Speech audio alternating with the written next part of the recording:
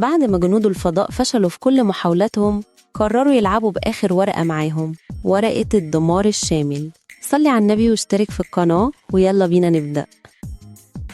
من سفنهم العملاقة اللي في الفضاء بعتوا إشارة استغاثة لحلفائهم الأقدم والأقوى، الآليين العمالقة حراس المجرة القدامى اللي بيصحوا بس لما يكون في خطر على نظام الكون.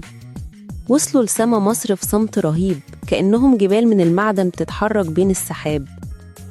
المرة دي ما كانش فيه جيوش ولا أسلحة ليزر، دي كانت قوة خالصة هدفها محو الحضارة المصرية من الوجود.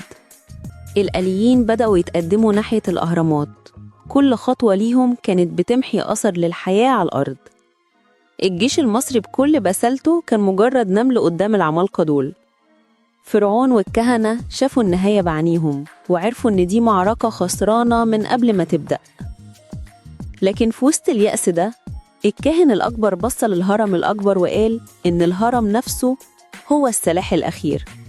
الأهرامات ما كانتش مجرد مقابر ولا محطات طاقة، دي كانت آلية دفاعية عملاقة نايمة